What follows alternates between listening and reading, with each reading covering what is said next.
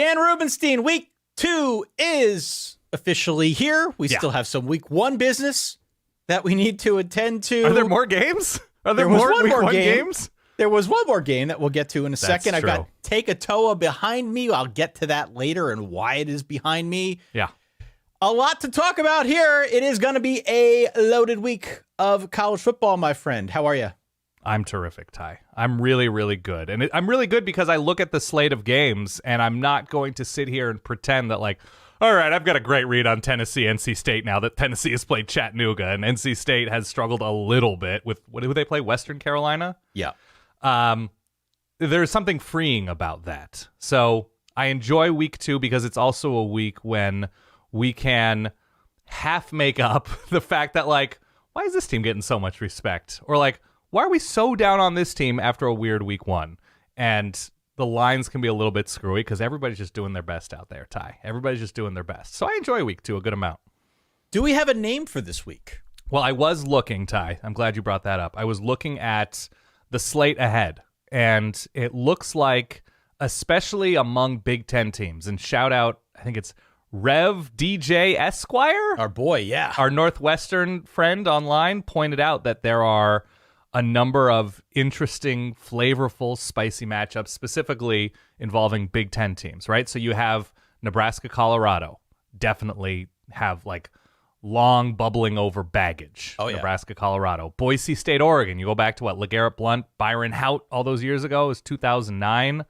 You've got that. You've got Michigan, Texas, which I don't think the baggage is similar in that specific way, but the CyHawk game, right? In-state, Iowa, Iowa State. Maryland, Michigan State, no bad blood there, but I like that we're getting like an in-conference game there with, we'll learn more about Aiden Giles and Billy Edwards, whatever. So what am I missing? Anything in the Big Ten in terms of long developing flavor? No, not really. Okay. But I got Northwestern, Duke, maybe academic bad blood. I don't know. We're going Friday night.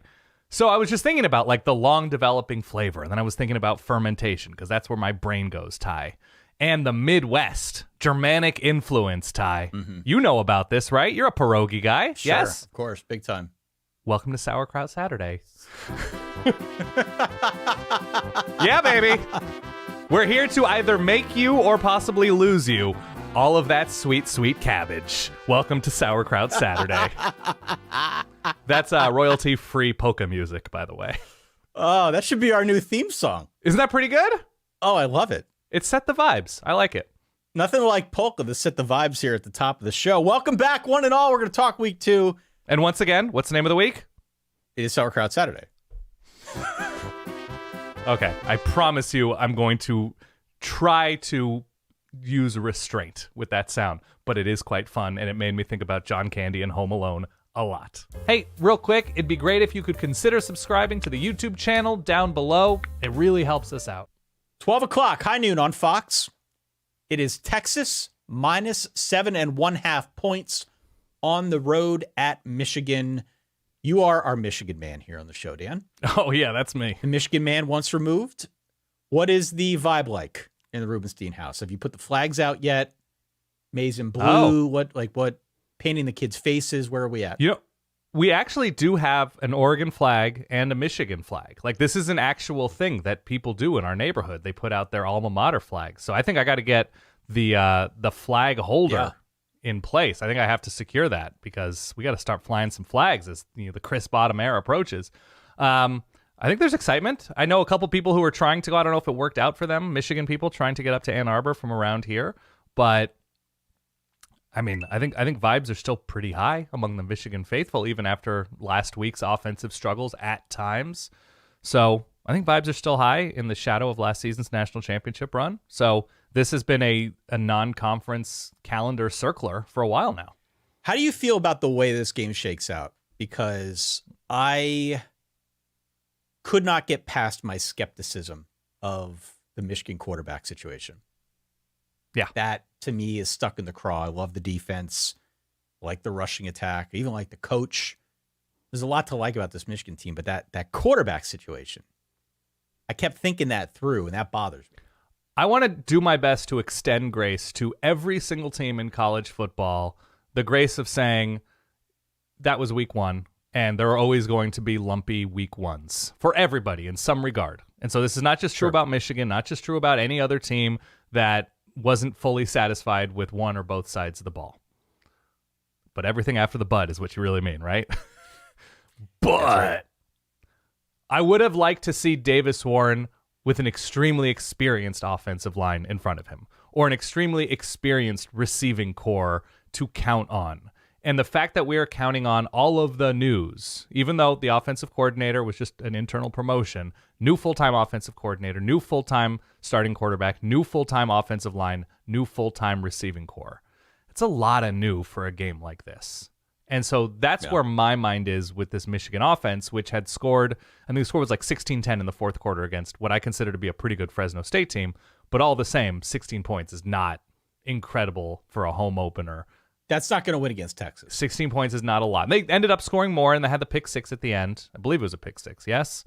Yep. So, score points however you can. Still questions to me. Now, the way Texas is built, I really like how this Texas defense should improve this year. But going on the road, this was not a great road team last year. Losing neutral site to Oklahoma, struggling against TCU, struggling against Houston. It's difficult for everybody on the road. But would have liked to see maybe stronger performances to feel incredible about Texas in this spot. But in terms of the number of ways Texas can win, thin a running back still, whatever. If I'm a Texas fan, I'm feeling pretty incredible with where Michigan specifically is, because it's hard to imagine Michigan having a plan A, B, and C on offense to win this game. Not worried about this Michigan defense at all, but I think they're going to be on the field a while. And so I was really digging to say, I think Michigan at the very least covers this game, because tough defense at home is a pretty incredible combination throughout the years. It's a time-tested thing. But you're asking me to put the faith in Davis Warren to score, 24 points or something like that? 21 points? 18 points? It's not going to be Alex Orji, right? If they loved Alex Orji as a quarterback, they'd have him throw more than twice, 3 times. Is that what he threw against Fresno? They didn't. They didn't want him throwing that many times, probably for a reason. So this is a Davis Warren offense, at least for now. And so I have Texas winning this game. What did I write down here? I want to get down exactly what I wrote down. 23-13 in covering. You're not going to believe this. Yeah. I have 23-13 as well. Is that true? Swear to Digital God. high five. Great job. Digital high five. Yeah. My theory is that Texas is just the better, more complete team, and they're going to win the game. That's been my theory since March. It's even more my theory now after the whole quarterback thing unfolded last week for Michigan. If Sharon Moore is giving the reins to Davis Warren, we have to take that as a vote of no confidence in Alex Orji throwing the ball, just as you described. I think that's completely fair. And it brings me back to something I've said for a while now about the Michigan offense. It worked last year and the year before, yes, because of the offensive line, because it was a Joe Moore caliber unit. But I think it worked more because of the threat of J.J. McCarthy. You couldn't over commit to the run, because if you had to, in a pinch, J.J. could still beat you through the air. If they don't have that second pitch with Davis Warren or whoever, that makes that offense really one-dimensional. Can Michigan run the ball 45 times and win against a team like Texas? I don't think so. I don't know if it comes to that, but whether they're trying to run it 45 times or they end up having to throw it 45 times, I would like to see more balance from the offense, or have more known quantities on this offense that I could rely on. Now, maybe Davis Warren will turn into something this game that we didn't see last. It was his first game as a starting quarterback, right? I just don't want to put my money behind that. The other thing that I would add here, just if we're being complete about things, please. Texas did lose some beef along its defensive line. Yes, they did. It's not easy to replace a guy like a Tavondre Sweat, a Byron Murphy. I do think that Michigan's going to be able to run the ball in Texas to some extent, but they've still got to figure out some sort of balance. You can't be completely one-dimensional. I love Donovan Edwards. I think he'll move the rock a little bit, but you can't rely solely on that against a team like a Texas. It's just not the same team it was a year ago. So I understand the point spread. I get where people are coming from when they look at this and they say, well, Michigan's got the defense. They're at home. That makes a lot of sense to me. Given the matchup, I think it makes a ton of sense for Michigan to make this very messy and drain the clock and limit how many touches Texas gets, that sort of thing. Wouldn't surprise me. It's a lower scoring game The over-under is, I think I saw 42 and a half, somewhere in that vicinity. I don't like unders, but I might be inclined to go under if I were going to place a bet on the total here. But I'm with you, man. I've got literally the same score, 23-13. The difference for me is that offense for Michigan, which I think could end up being very one-dimensional against a good Texas defense and against a Texas offense, frankly, that has, as you said, a number of different ways to beat you. And the good thing, look, if you're going to say there is some good potentially about Michigan throwing the ball, it's that they have one of the best 3 tight ends in the country. Yeah. So in terms of like a safety net, safety valve, whatever, on 3rd and 7 or something, there is that gravitational player for Michigan. But once again, what's plan B, C, and D? That's the problem. That's the problem I have with it too. Michigan is not able to get to him all the time, to Colston Loveland. So I don't know. Small receivers too. And I like the emergence of a second back for Michigan last week. Mullings looks strong to very strong. So that's a nice addition. But that was never going to be the question. We always knew Michigan was going to be focused on running the ball a lot. But yeah, man. 3rd and 7s, 3rd and 11s, down 10. What does that offense look like? Yeah. What's the patience like? This isn't Jim Harbaugh. This isn't 2023.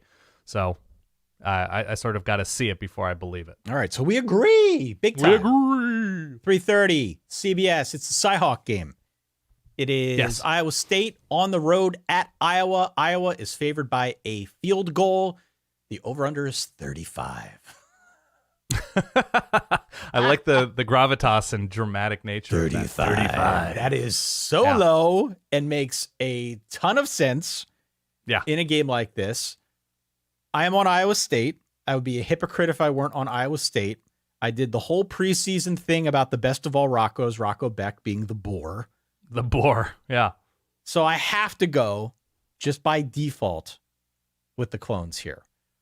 I still believe they may be one of the more overlooked teams in all of college football, if only because there are bigger stories elsewhere. It's not a sexy team, but it's a very, very good team. And if you are an Iowa State fan, I think that's a good thing to be overlooked. You could win this game and still be overlooked going into your Big 12 schedule. I think that's where you want to be. I think that's the kind of thing that this team under Matt Campbell has thrived with in the past. So, we all know what kind of game this is going to be, Dan, right? This is going to be a low-scoring game that comes down to kickers and field positions and penalties and turnovers and all the ugly stuff that makes football in Iowa what it is in the year of our Lord 2024. Yeah. The nugget that I will give you here. Uh-oh. Here it comes. If we are talking about kickers. How saucy would you say this nugget is? Moderately saucy? Moderately saucy, yeah. Okay. 2 kickers. Let's take a look at the 2 kickers here. Please, of course. Iowa, much more experienced kicker, Drew Stevens. He's hit from 51, 52, 53, and 54 in his college career. 250 yarders per season so far. When did this start happening with college I don't know. kickers? I'm uncomfortable with college kickers being this good. Yeah. Continue. That's on the Iowa side. On the Iowa State side, they've got a walk-on freshman kicker. His name is Kyle Conradi, which I can barely say. That's okay. You're in the neighborhood. He hit a couple 40-yarders in the spring game, but nothing but extra points last week. He claims he's comfortable from anything inside 60, don't they all? They all? But if push comes to shove, the experience is on the side of Iowa in the kicking game, Dan. This will be a game that features multiple field goals. Which way are you going? I mean, this is not a difficult answer for me. If you're talking about okay, this game is going to be ugly, it's going to be weird, it's going to come down to special teams, it's going to come down to picking up 3rd and 1s, whose kink is that? Who has a basement full of equipment ready for this specific kind of game? Kirk Ferentz, who's won 38 of the last 39 in this matchup. That's a made-up number, but it's Iowa, right? Yeah. Lose to Iowa and curve brims. That's what Matt Campbell does. Iowa's going to win this game. You said it's 3 points? They're going to win by 4. 17-13 Clones. Excuse me, 17-13 Hawks here. I've got Iowa State 16-14. Okay. And I get what you're saying, obviously. And there's a reason this point spread is only 3. Yeah. Love the Iowa defense. Not crazy about the offense. I don't think I'm breaking any new news here. 16-14 Iowa State gets it done. Every time I pick Iowa State in this game and watch this game, I slink back onto my couch and think, of course this is how this game is going. Of course it is. Every time. Yeah, I know. 4 o'clock, ESPNU. Here's a little bit of an EFIS game at the top. Oh, I like this. UTSA against Texas State. Texas State, the Bobcats. Yeah. 1-point favorite, Dan. I threw this one on the list because I feel it's two of the more intriguing G5 teams out there. And I have, speaking of kinks, an unhealthy obsession with Texas State and the Bobcats this year. Really? I love this team. Yeah. I absolutely love this team. I love this game. The over-under is about 65 points, 64.5, depending where you look. You are not tuning into this game for defense. Full stop. I was going to say, I looked up last year's Texas State defense, and I try to make a habit of not like going through numbers like Mill C said. No, I'm not doing that. But if I may, Texas State was like number 5 in pressure rate in college football last year. Like they were one of the absolute best. Yeah. And in terms of defensive success rate, when they blitzed, they were 131st, right? So that was just all or nothing. They were like the O-Town defense of 2023, and I love it. I love it. Nothing but engage 8 every play. Yeah. Beautiful. Beautiful. Here is why you should care about this game. Yeah. There is going to be a G5 team in the playoffs this year. We know this. That's true. And Texas State, for my money, is a dark horse. Okay. A dark horse in that conversation, if only because they're in the only conference in college football at this point that still has divisions. Okay. And Sunbelt West looks like it might be down, if only as a result of Troy being down. Troy lost last week. They're a heavy underdog again this week, I think, against Memphis. And this stands to reason for me that Texas State could find its way into that Sunbelt championship game for at least, I don't know, an opportunity to impress the committee and get into that spot if things break their way. I don't know how likely that is, but they could go 12-0 against the schedule. They could get a crack against somebody like App State in that title game. And I'm telling you, man, they can score. They can absolutely score. And by the way, UTSA is in a similar place in the American. So this is like an early season litmus test and the kind of game that you just know people are going to bring up either directly or indirectly, depending how things break, as a measure for conference strength. American versus Sun Belt. Here are the points of overlap, stuff like that. A 1-point spread. I'm on the Bobcats. I'm horribly biased here. I love what they're doing with that offense. Don't so much care about defense, but I think it'll be a fun watch one way or the other. So give me Texas State here at 4 o'clock. You're floating in the McClouds, right? Yes, absolutely. As you pick Texas State. Defense wasn't incredible last. They played Lamar, I want to say. Correct. Last week, Texas State. UTSA dogs, and is a 1-point spread. Is that what you said? 1-point spread. I'm going UTSA, and not only am I going UTSA, I'm making them my lock of the week. Whoa. Lock of the week. Once again, extending grace to everybody for their week ones. Okay. I think UTSA is going to be really good. I think their defense is going to be good enough for this specific game on the road. I like Owen McCown. I like their ability to run. And just if you're going to say this is a high-scoring-ish game, their ability to get off the field to me is superior. So I'm going Roadrunners here. 7:30 NBC. Colorado at Nebraska. Okay, repeat that. 7:30 Eastern on NBC, network television. Network airing television. Colorado, Nebraska. Can't wait. Continue. Nebraska favored by 7.5 points. They played last year in Boulder. Colorado won that game 36-14. That was the game that got Colorado to 2-0, and it set up that big rivalry game against Colorado State, the one that went to overtime, and game day was there, and it was a big deal. This year's game, though, much different, suffice to say, and that's because of Dylan Raiola for Nebraska. That's because a full year of seasoning under Matt Rule has made this team better. If you have not read any of the analysis from the scouts who have gone through Raiola's tape, let me save you some time. A lot of Pat Mahomes comparisons out there. Yeah. A lot of Pat Mahomes comparisons for Dylan Raiola. I'm not just saying that for hyperbole. I saw some of the tape. There is a little bit of Pat Mahomes there. Not gonna lie. Gotta be honest here with the verballerhood. Yeah. A little bit of Pat Mahomes there. People said that about you as a high school second baseman. They did. It was very strange because Pat Mahomes was 6 years old at the time. Continue. They did. Yeah. Where is your heart in this game? How do you feel about this game? I feel so great about this game because of the bright lights. That's why I had you repeat 7:30, NBC, Dylan Raiola, Shedeur Sanders. I wonder, look, it was North Dakota State. I wonder if Colorado was not showing everything, but what they showed is kind of what they showed last year, right? Same thing. That they were just Same thing. They were going to win or lose with Shedeur Sanders going downfield, making plays, and to his credit, he's very good. He's very good. Travis Hunter's excellent. Like, the receiving core looks to be very good once again.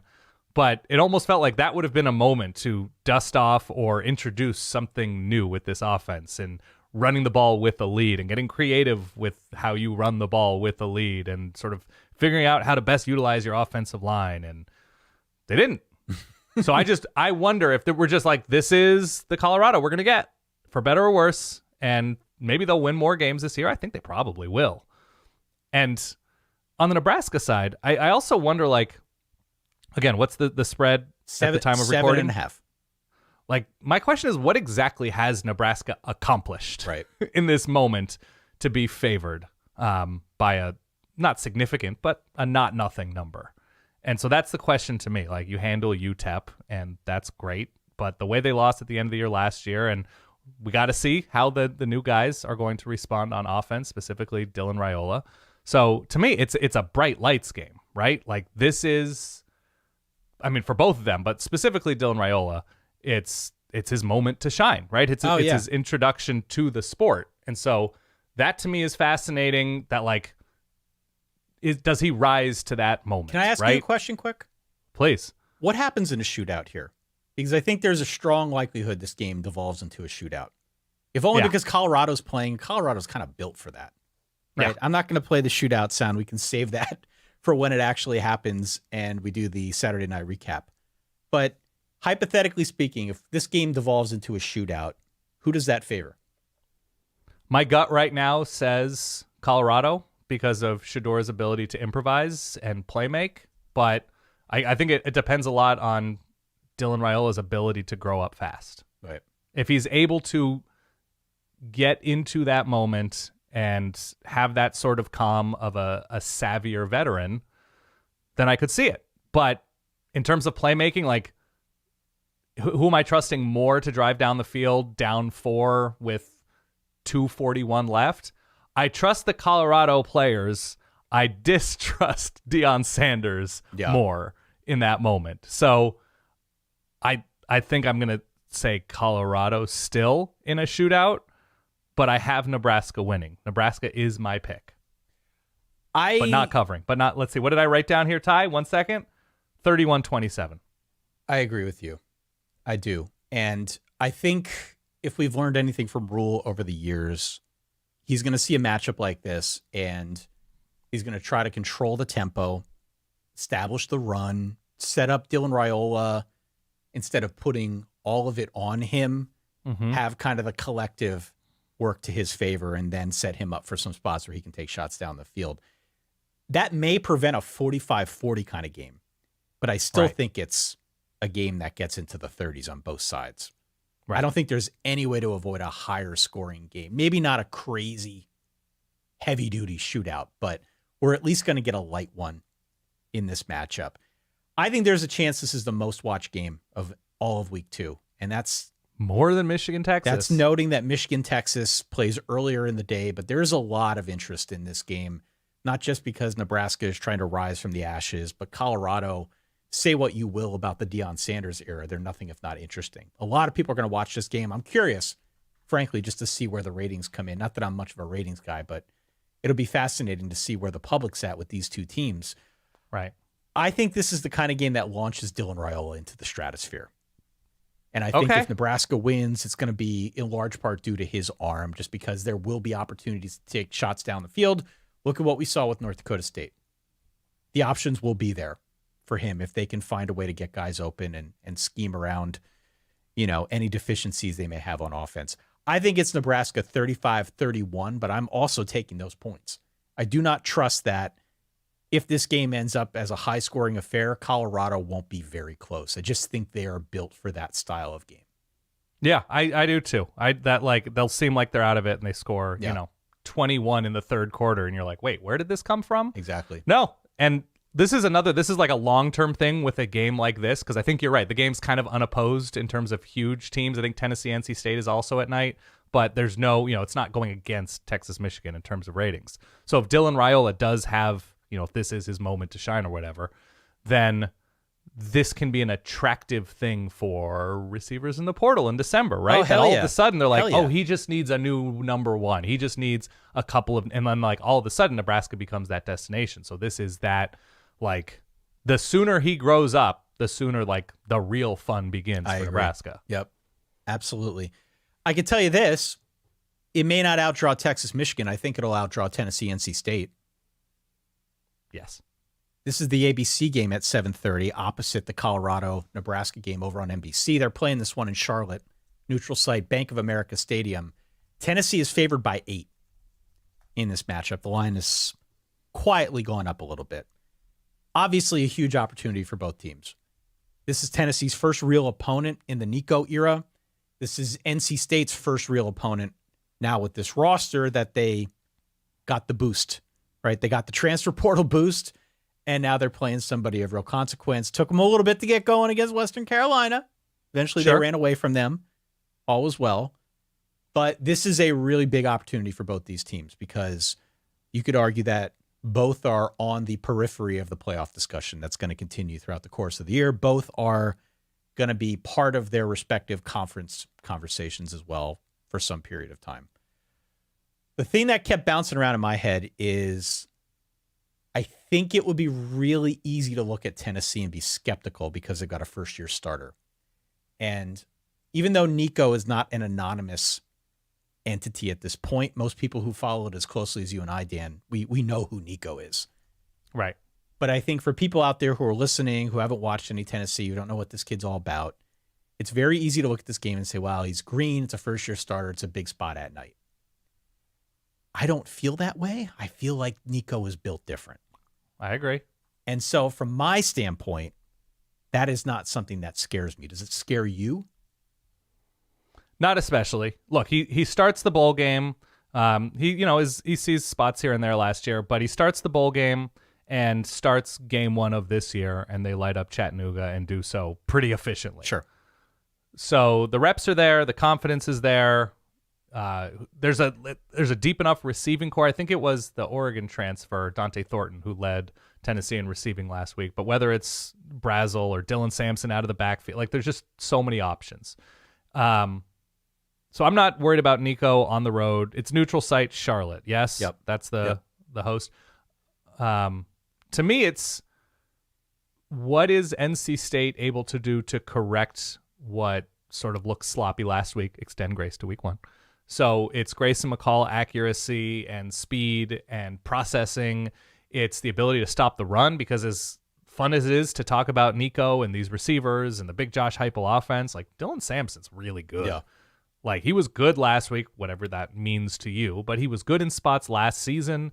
And so if NC State is struggling up front on defense, like they did at times last week, that's the guy who's going to eat. Yeah. We do that segment, Who's Eating, on Big Ten Breakfast, stream live at 9 a.m. Eastern every Friday morning. Dylan Sampson might be the hungry hippo of the week for me. Well, just because of NC State, and if that persists from last week. there are two things that I think get overlooked about this Tennessee offense, because so much of what Josh Heupel has done has been predicated around the pass. Yeah. It's the ground assault. They've been a really good running team the last couple of years. It gets overlooked. Secondly, defense. You think of a high-powered offense, you don't necessarily think of defense, but this is a ferocious pass rush this year, excuse me. Yes, it is. And so everyone talks about the offense, but this defense is quietly top 20-ish, maybe better in the country. Wow. I am genuinely curious to see what Grayson McCall looks like against this pass rush. He never saw anything like this at Coastal, and he had his moments a week ago. I don't think he looked as clean as NC State fans would want to see. Week 1, though. That's Week okay. 1, we can extend the grace all we want, but this is... You notice how, like, I, as an Oregon fan, am suddenly like, let's start extending more grace to teams in Week 1, everybody. Yeah. Can we just be really cool about everything? How did that happen? Interesting. Yeah. Sorry. At least I'm self-aware sometimes. I think we'll see a lot of quicker stuff. I think they're going to use guys like Casey Concepcion, jet sweeps to try and stretch horizontally, maybe take some shots deep. Anything that freezes a defensive line. So I do think that's the matchup to watch. I really want to see how they contend with that Tennessee pass rush. I've got Tennessee 31-20. They're my lock of the week. Wow. Lock of the week. What's the latest number? The latest number is 8 points in favor of Tennessee. And I struggled with this one too. I really did because I like both teams. I just like Tennessee a lot more. 31-20, my final lock it up. Dave Doran, 5-9 against the spread against ranked teams since 2019, whatever that means to you. Yeah. I'm not expecting them to win against ranked teams all the time, but not covering is some sort of indication that this could be a struggle for NC State if you believe in trends such as that. My final score here is, per the legal pad, 34-21 Tennessee. So we agree. Again. 34-21, we agree. The wild card element to this is I still think Casey Concepcion is the best receiver on the field for either team. Undeniably. And they use him in creative ways, and he is that home run hitter. He is that gravitational player. And I think Tennessee's receivers are really, really strong, but I think he's special in a way that makes me wish John Miller were calling this game just so he could pronounce Casey Concepcion. Yeah.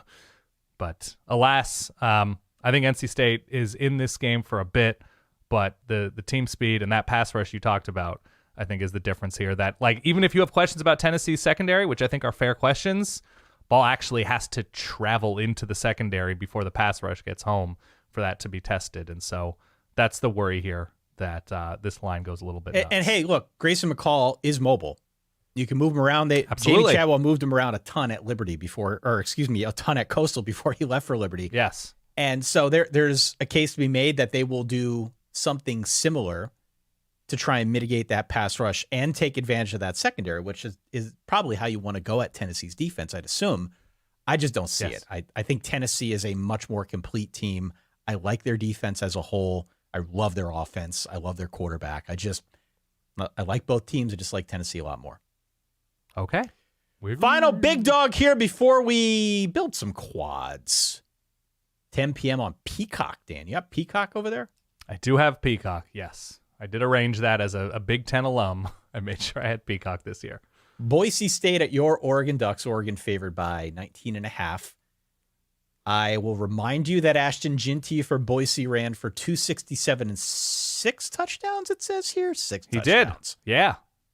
Oregon struggled a little bit against Idaho. I guess we can extend some grace to your Ducks as well, if you're interested in that. But yeah, look, if Oregon is as good as everybody thinks, myself included, should they not cover this spread? Should they not win this game going away? Probably. If they are as good as we thought 2 weeks ago, yes. Yes, they should. No, this game's fascinating, which, by the way, you mentioned the Quadfather thing. Is this our first, I don't know if it's first ever, but it's definitely the first of the season where it's a 4-block quad day? Because there are enough of the late night games that you're like, yes, of course, there's a quad worthwhile to build. Yes. Because it's yes. ASU, Mississippi State. What else is in that list? I looked at it and I highlighted the 4. What else is late there? Well, Boise State, Oregon. Yeah, you've got the Oregon game. You got Texas Tech, Wazoo. You've got Mississippi State, Arizona State, Oregon State, San Diego State, Utah State, USC. If you're interested in that, even Liberty, New Mexico State could be interesting for a multitude of reasons. Yeah, there are some good games in that late window. Yeah, Oregon State, Giovanni McCoy. That could be fun. So yes. Anyway, back to Oregon, Boise State. We'll see on the Oregon offensive line, right? If they improve to pretty good, decent, whatever your chosen adjective is, then Dylan Gabriel, I think, will be more confident going downfield. Georgia Southern scored a bunch of points. They were up early in the fourth quarter against Boise State. And all due respect to Georgia Southern, they're not Oregon. No. And so Oregon should be able to improve on offense and score more points than they were able to do against Idaho last week. Should be. And if there's a specific strength right now with this Oregon team, it's probably what they're looking like in terms of depth on that defensive line. And I think they can more than handle themselves against the Boise offensive line. And so Ashton Ginty will not go for 200 plus in my mind against this Oregon front. He might bust a big run or two, but I think Oregon's going to be able to handle the Boise running game. And to me, the big question is just comfort on offense with this new offensive line, health with this new offensive line. We'll see how they are in the secondary. They weren't really tested last week, but I don't anticipate a huge passing test. All due respect to Maddox Madsen. Yeah. That might be the first and only time I pronounce his name correctly with how difficult those M words are. So if Oregon is what I think a lot of us think they still can be, the legal pad says 45-23 Ducks, and they cover. I think they win and cover. I don't know. They should win and cover. They should win and cover. I still have real questions about the Boise State defense. I think that's the issue for Boise State this year. Their offense. Extend that grace, though, Ty. It was a hot day down there in Georgia. It was a hot day. I think it could be a cooler day, and it's still going to be a bad defense. Okay. So we agree. Let's get to building some quads, Dan. Let's be quad fathers. Think about the heart, the passion, the love, the commitment, and the energy you're willing to put into it. That man is Tom Platz, I believe his name. Nice. Back in the 90s, became known as the Quad Father. He was 5'8.5", and he had 30-inch quads, which seems like a lot. I have been told over the last year from Olympic caliber lifting coaches, do not do the Quad Father routine. You will cripple yourself. Full stop. So he was building himself to be a non-football Emmitt Smith, essentially, and would ruin your quads if you followed, allegedly. The YouTube videos are comical. Do not watch them on a full stomach, all right? On an edge. The man is into his quads. We are not endorsing the workout. What we are doing, though, is playing the role of a different kind of quad father. So, yeah, YouTube TV, Sling, Fubo, all of these services out there, not a sponsor, absolutely could be. Many of them give you the option to put together a quad box to watch multiple games at once. It's one of these great technological innovations that has come our way in the streaming era of live sports. They gave us the option a year ago. They built the quads for us. This year, there's at least some level of customization. You can build your own. So what we started doing a year ago, what we're going to continue doing now, is helping you build those quads. We've got all of the games. It is funny how specific, right? Tom Platz building quads. It's not even just the quad word. It's building quads. We're building our quads just like Tom Platz. I did, by the way, Google image search Emmitt Smith, and my reference was correct. Dude was an absolute tree. Just a monster. Continue. An absolute monster. We've got the 4 windows of games here. Yeah. We're going to go through. We'll give you 4 in each, maybe a few more. Go through them very quickly, our picks, why we're including them in our quad, what is to look forward to in these matchups, and much, much more.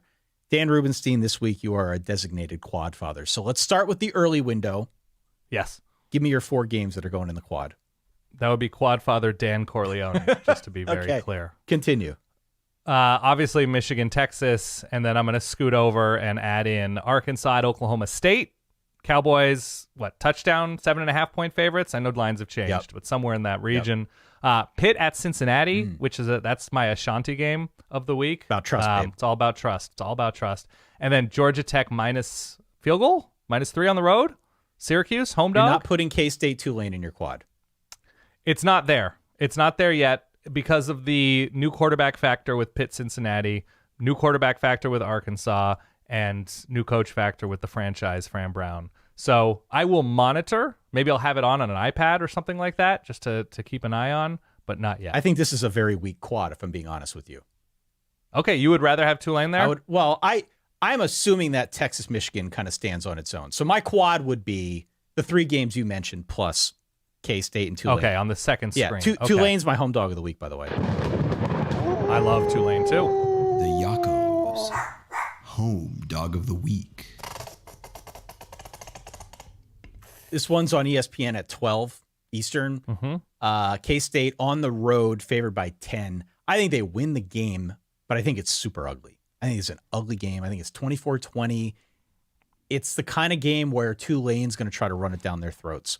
And as we talked about on the Tuesday show, some reason to monitor Avery Johnson. Didn't fully look Game 1, but yes, didn't fully I look agree. sharp throwing the football. I think left a lot to be desired. So we know we can run. We know they can run. We know they want to run. I think they will have to run in order to win this game. But I think it's close. I think it's ugly. I got Tulane at home plus the points. I've also got Arkansas plus the points. Why? I really liked what I saw last week out of Taylor Green.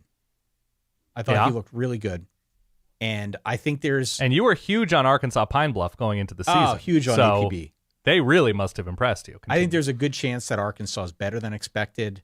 I think the matchup to watch is in the trenches here. Oklahoma State, offensive line. Arkansas, defensive line. That's the whole game. The whole game is right there in the trenches. Oklahoma State should win.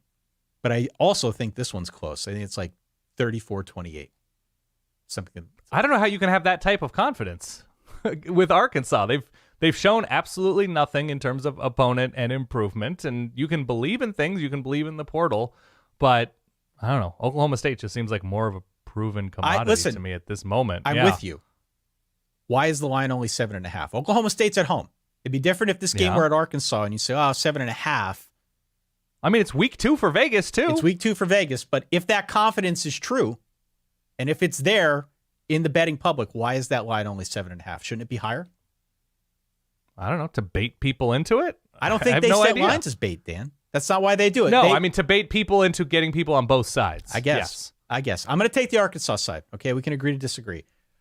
I'm going to take Oklahoma State here. I think offensively, I'm going to need to see something. I mean, I know Arkansas' strength last year was their defense because of really poor offensive line play, but I don't know. I just need to see it in action with Arkansas before I feel good about it. I'm going to go Pitt outright at Cincy because I can't resist a new offense ever. Yep. And I'm going to go Tech outright over Syracuse because for as much as I like Fran Brown, I do feel like Georgia Tech's playing with a ton of momentum right now, given that week 0 win. Yeah. I'm going with Georgia Tech as well, especially because Syracuse just lost their best linebacker, great name, Marlo Wax. Hope he's able to return soon, but they're playing in a 4-2-5 system, so losing your star linebacker, I think he was all ACC, either first or second team last year, I don't remember, but he is one of the better players on the Syracuse defense, and so Georgia Tech with their MO of running the hell out of the ball with somebody named Haynes in some fashion, I think it's an advantageous spot for Georgia Tech here. And as long as their defense continues to improve under whom, Ty? The Tooch? The Tooch, yeah. Tooch! I think Georgia Tech will be all right. Kyle McCord and the receivers, I think, because of how they finished last week, should have another nice game. But also just like this Syracuse run defense was not good last week against Ohio. It wasn't. Again, extend grace. But I think Georgia Tech is built to win this game on the road, so I'm going with some agreement with you. So when we did the... Oh, and I have Pitt as well. You know, I was going back and forth because Brendan Sorsby or Eli Holstein, side with the Steen. Got to go with the Steen, absolutely. So, okay, we mentioned the UTSA Texas State game as well as the CyHawk game in the afternoon block. Yes. Give me 4 other games if you're building a side quad. A side quad in the early window? Side quad in the afternoon and evening window. Oh, afternoon, evening window. Okay. So, South Carolina, Kentucky. Obviously.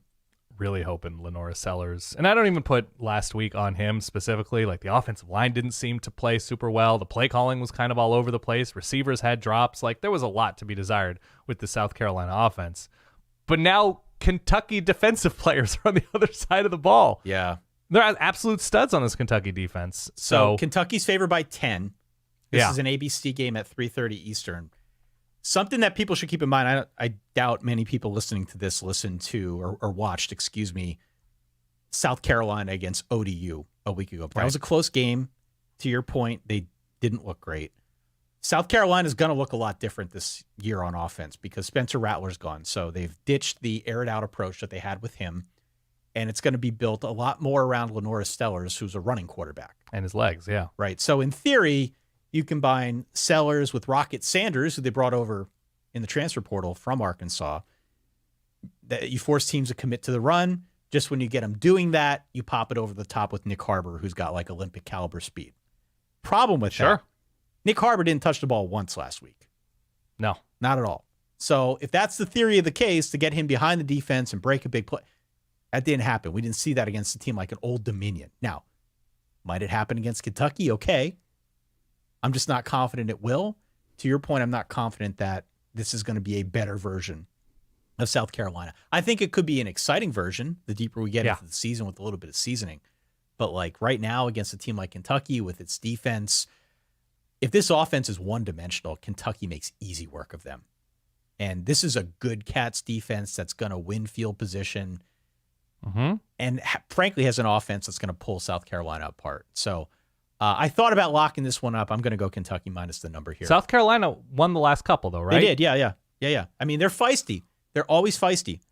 And I don't... Not always. But Not always. I know what you're saying. I do like that they've got a lot back on defense.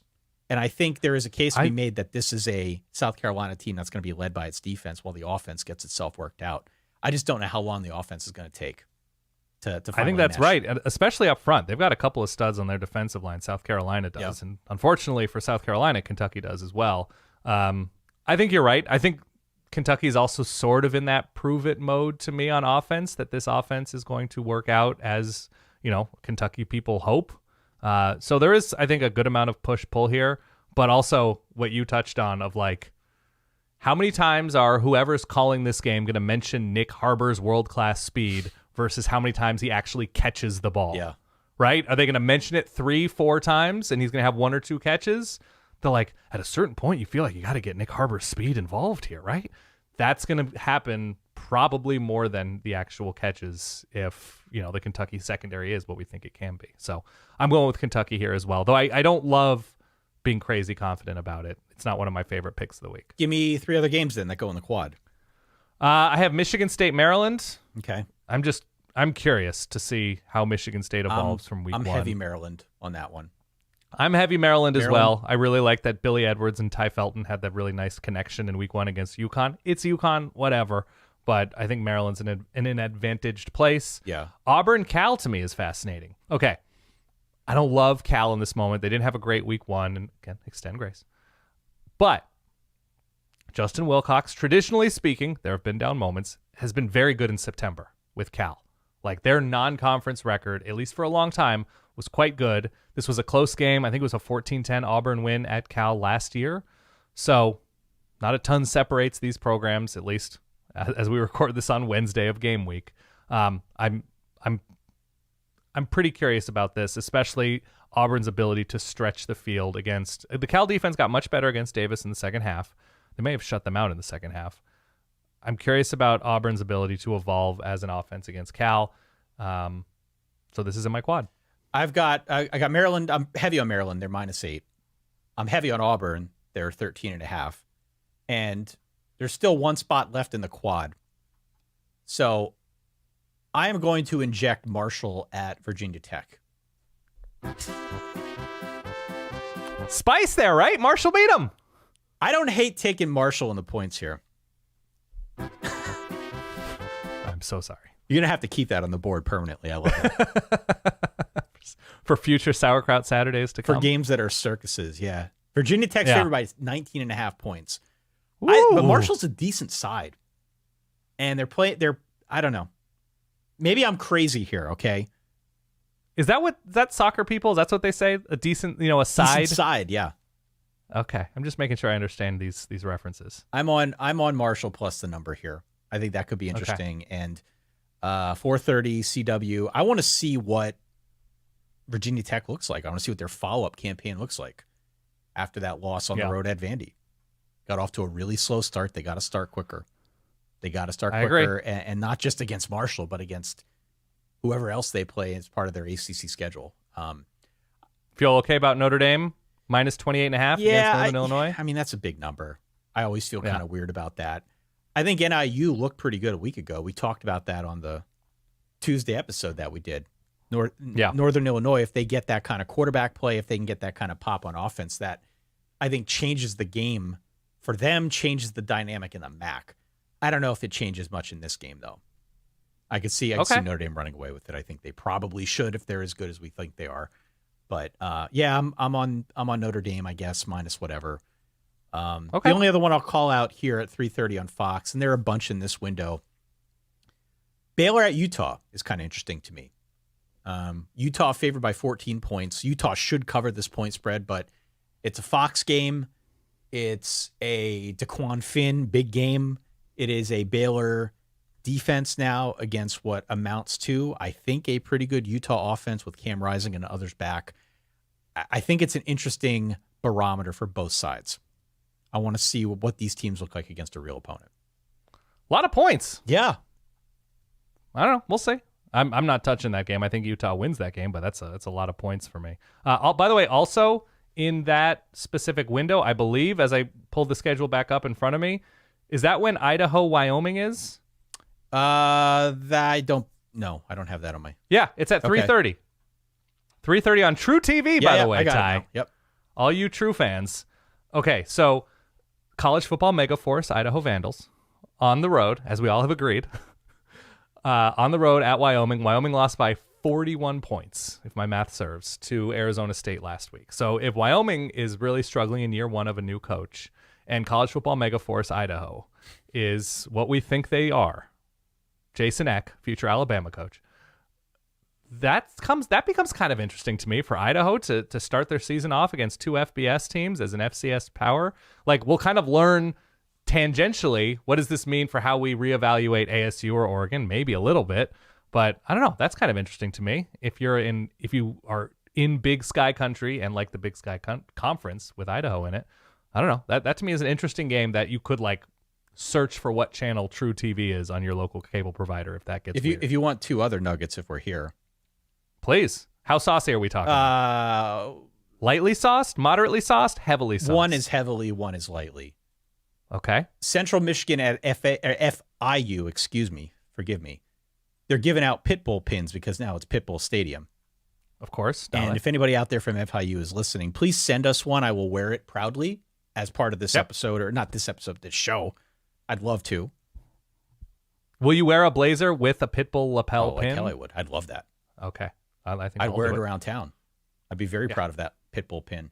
And then secondly, per our friend Brett McMurphy, in the Sam Houston UCF game, UCF is going to wear helmet decals that were designed by pediatric patients at Arnold Palmer Hospital for Children, which is really cool. I like that. UCF has awesome style to begin with, and they have cool alternate uniforms and the space camp stuff. I mean, it's definitely pushing the limits, and I think it's cool, but this is even better. Yes. So good on them. Let's move to the night window, Dan. Give me a quad. All right. Give me a quad. In the night window, obviously, we have Colorado-Nebraska, NC State, Tennessee, as mentioned. So do you want two more or three more? I want a side quad. Give me four more. A side quad. Okay. App State, Clemson, 17 points? 17? I want App State. I have App State highlighted on my pick sheet. I want App State in the points. I don't think they win. They're not going to win. They can make it interesting. They can make it tasty for a little bit. This is the best team Sean Clark has had. I think they can score. I don't think they can win, but they can score. Yeah. Absolutely.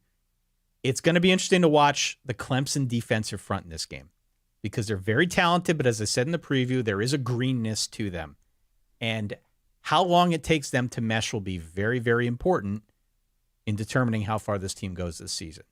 This is an App State team that we know likes to throw. If Clemson can't get good pressure on Joey Aguiar, he's going to pick them apart. He will. They will score points.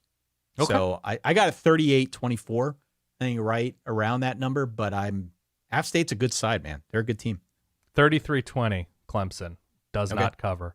Another revenge spot game after Illinois looked pretty horrendous throwing the ball last year in Lawrence, Kansas. Kansas -6 at Illinois and have the unenviable task of trying to tackle Caden Fegan in the open field, perhaps, if the Illinois run game gets going. But yet, I don't trust this Illinois passing attack quite yet. If Kansas is able to score, I'm going to need to see the improved Illinois defense over the course of the season before I fully believe again. I'm going Kansas here to win, let's call it 33-18. This is a weird line. Yeah. This is a weird line. Nighttime in Champaign, though, Ty. Champaign, middle of nowhere. Yeah, I'm on the points. Give me the points. Illinois +6. Okay, fair enough. I have in this side quad, USF Bama. So this is what 31 points. Bama just beat Western Kentucky 63-0 or something like that. Killed them. USF's defense is not ready for what Kalen DeBoer and Jalen Milroe and Ryan Williams, whoever else is going to throw at them. They're just not.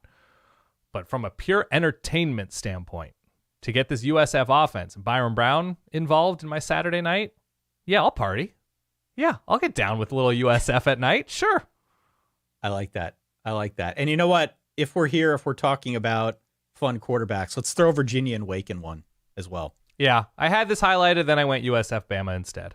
Yeah, let's throw Anthony Calandria, your boy Hammer and Hank Bachmeyer, into the quad. Wake home, favored by 2 at home? Yes. I'm going to go Virginia outright. I have Virginia here as well. That's a trust thing to me. We'll see about Hank Bachmeyer, but I think Virginia has the better chance to come off the field more often on defense.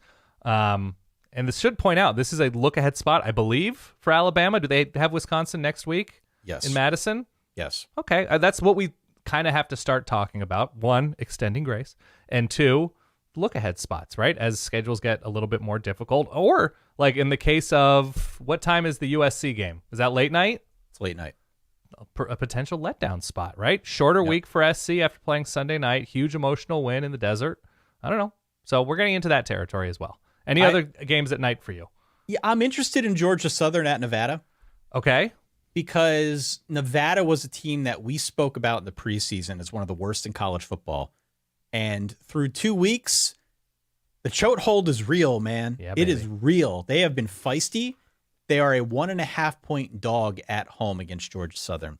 I'm not saying anything. I'm not even making a pick here, but yeah, that's been interesting to follow. Every year we have teams like this that you don't expect a whole lot out of them, and then suddenly they play a lot better than expected. I think Nevada may have a case to be made there as one of those teams. What conference is Nevada in? Nevada's in the Mountain West. 4,500 feet above sea level, Reno, Nevada. Just keep it in mind. Close out the quads. Give me your late night window. Late night window. Your late night quad. Texas Tech, Wazoo. Yep. In addition to Oregon, Boise State. It's bumping out west, Ty, because obviously it is the late night. That's where all these games are occurring. Texas Tech, Wazoo. You got it's Kyle Williams was the transfer from Wazoo to Texas Tech, and he popped off last week. It'll be a much better defense in Wazoo this week than it was last week. But I have Texas Tech here. Need to see it out of Wazoo to me before I fully feel great about them. But I'm a believer in Texas Tech's ceiling on offense, especially running the ball with Taj Brooks. Yeah, I'm on Tech. We got to include Mississippi State, Arizona State. Arizona State's favored by 6.5. I have no idea who to pick in that game.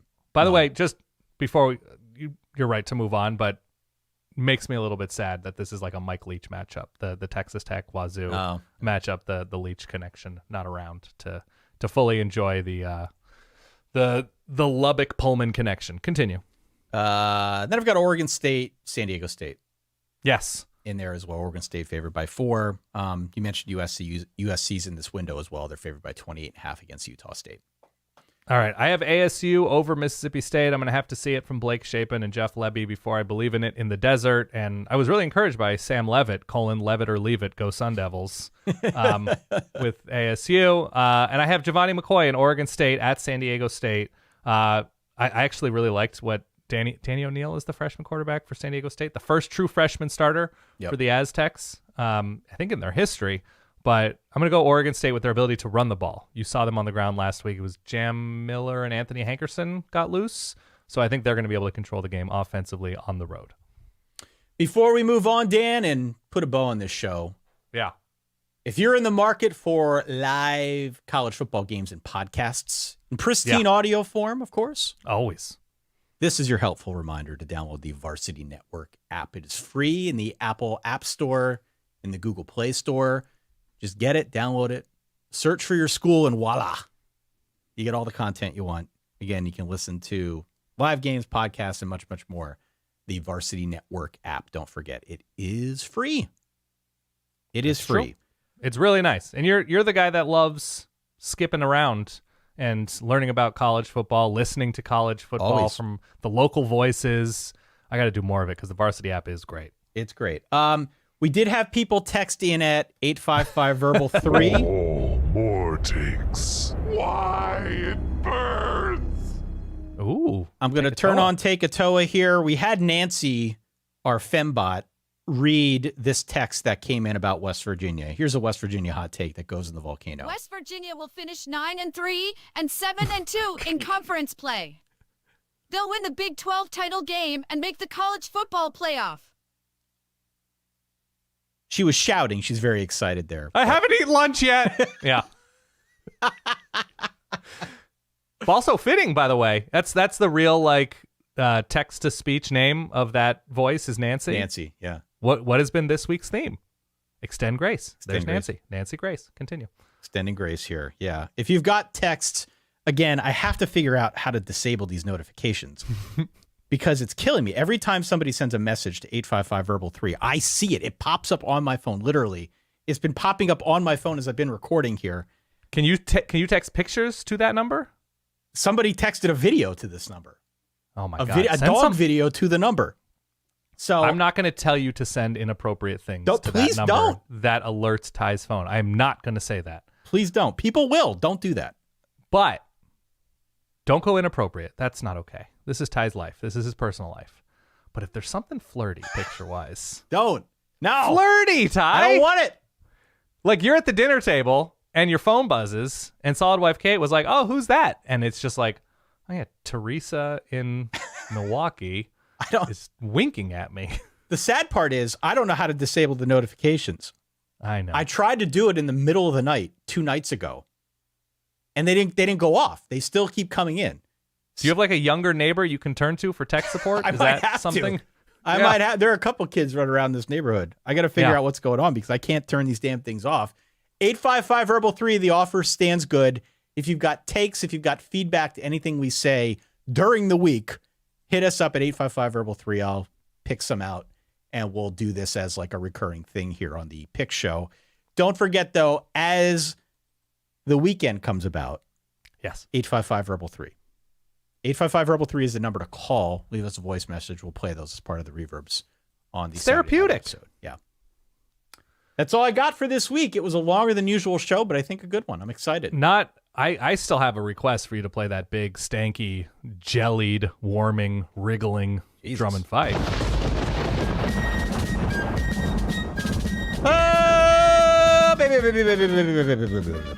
That's right. 12 o'clock, high noon Eastern time. Lafayette, the Leps, on the road at Monmouth. Monmouth. Dan, who you got? Monmouth. I'm going Yetis, of course. Big early start. That works against Monmouth. They're not going to have the crowd riled up for that early kick. Continue. All right, 12 o'clock, high noon. We've got Billy Wagner on the road at the Lehigh Mountain Hawks. Dan Rubenstein, got to go Lehigh, right? I'm going Wagner here. I've been to the Lehigh campus, been to the Lehigh field. It's a beautiful place. It's a beautiful setting. We sat on the 50-yard line. Wagner travels, as we all know. Continue. High noon, Georgetown away from Multisport Field. On the road at Marist, New York. Who you got? I'm going Georgetown here. I'm going Away Georgetown. From home? Yeah, too many distractions from the Hornets' nest that is Multisport Field. So I'm going Georgetown on the road. By the way, Wagner coming in from Staten Island. There we go. Nice. I'm on Marist here. Come on. Okay. 1:30, Bucknell, the Nellies going down to the Virginia Military Institute, known as VMI. I got to go VMI here. Come on. I'm going Bucknell to secure the invasion of the Military Institute. Do we have a battle here at 2 p.m. of schools who lost their quarterback to the transfer portal? Oh, they got Max Brosmer and Matt Sluka? We've got New Hampshire on the road at Holy Cross. Dan Rubenstein, who you got? Yeah. I'm going New Hampshire here. I think I'm going New Hampshire. You got to go Hammies, right? I'm going Hampo, yeah. 6 p.m., Villanova at Colgate.